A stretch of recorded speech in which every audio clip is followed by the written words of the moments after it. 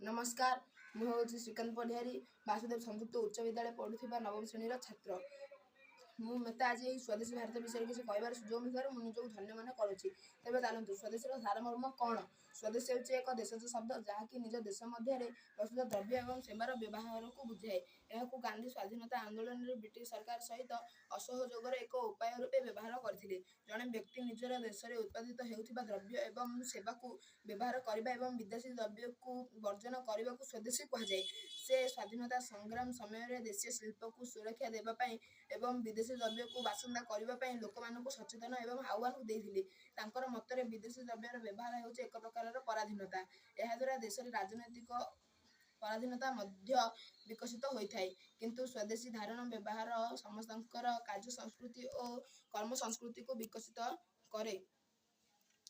करे सामाजिक एवं अर्थनैतिक मंगल आनी थाए एवं आर्थिक संहति प्रतिष्ठा करिथाए। तेबे खदी अर्थनीति कौन गांधी स्वदेशी चिंताधारा आत्मनिर्भरशील तथा वैकेन्द्रिक आर्थिक व्यवस्थार भावना द्वारा अनुप्राणित एथिरे सर्वोपरि ग्राम्य अव्यवस्थार सर्वांगीन विकास होता है। नेपोली यंत्र गरीब जाति को ए नेशन ऑफ सॉफ्ट पर एक व्यवसायी जाति बोली जहाँ कही गांधीजी निजर हिंद स्वराज कहले दृढ़ समर्थक करते ईस्ट इंडिया कंपनी भारत वर्ष को व्यवसाय करने को आसी भारत को किपर एक उपनिवेश परिणत कला ताहार प्रसंग में गांधी कहते इंग्रेज मान अस्त्रशस्त्र नुहे इंग्लैंड यंत्रशिल्प ही भारत को पराधीन करिछि मैनचेस्टर लुगा कल ही आमर हस्ततंत्र शिल्पांक हाथरू दाना छड़ाई नहीं जेतेबेले आम देश में यंत्रशिल्प स्थापित हो नथिला से पर्यंत श्रमिक माने भोकरे काल काटू नथिबा यंत्रशिल्पर विस्तार ही आम देश में खटिखा मनीष मानकर दुखर कारण अटे। अवश्य गांधी सब प्रकार मेसीन विरोधी नथिले सिलाई मेसीन बेकारी सृष्टि करने बदल में महिला मानक हाथ को कर्म जोगाई चरखा मध्य गोटे हस्तचालित यंत्र यही चरखा आम अर्थनैतिक आत्मनिर्भरशीलतार प्रतीक सूता कटा तुला भिना और लुगा बुणा गांधी प्रत्येक कांग्रेस कर्मी को गोटे गोटे चरखा बा अरट रखा परामर्श देते विपद वस्त्र वर्जन करी हाथ बुणा खर्च पिंधिबा लगी कांग्रेस कर्मी मानक बाध्यतामूलक करा जाइथिला। ब्रिटिश सरकार अर्थनैतिक शोषण विरोध में चरखा को गांधी एक प्रतीक भाव में व्यवहार करथिले। प्रत्येक कांग्रेस कर्मी विदेशी वस्त्र बदल में स्वदेशी खदी पिंधिबा प्रत्येक कांग्रेस कर्मी मानक 2000 मीटर सूता काटिबा को से बाध्य करथिले। हाथबुणा खदी पवित्र एवं विदेशी वस्त्र कलुषित बोली साधारण लोकंक मन में गांधी धारणा सृष्टि करथिले। अरट और चरखा को जातीय कांग्रेस तिरंगा पताकार मध्य भाग में प्रतीक रूपे अंकन करा जाइथिला। खदड़ बुणा गांधी स्वराज आंदोलन निशा भाव में गृहीत होता यंत्रशिल्प बदल तंत्र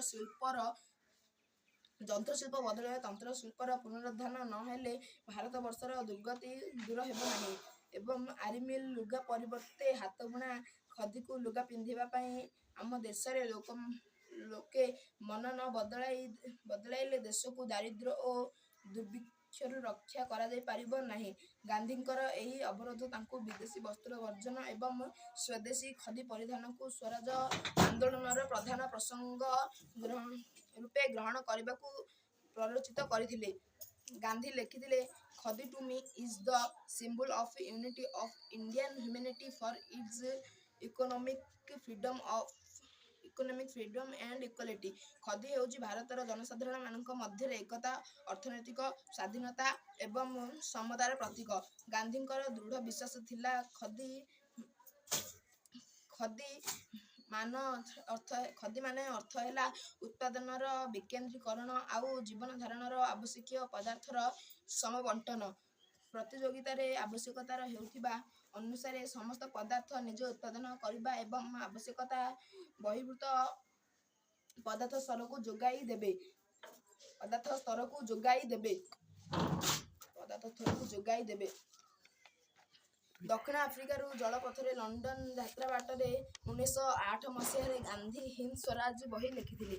ସେତେବେଳେ ଗାନ୍ଧୀଙ୍କର ଏହି ଯନ୍ତ୍ରଶିଳ୍ପ ବଦଳରେ ତନ୍ତ୍ରଶିଳ୍ପ ସମ୍ପର୍କରେ ଲେଖିଥିବା ଚିନ୍ତାଧାରାକୁ ଇଂରେଜ ସରକାର ବା ପଶ୍ଚିମ ସଭ୍ୟତାର ଭାବଧାରା ଦ୍ୱାରା ପ୍ରଭାବିତ ଭାରତୀୟ ବୁଦ୍ଧିଜୀବୀମାନେ କୌଣସି ଗୁରୁତ୍ୱ ଦେଇନଥିଲେ।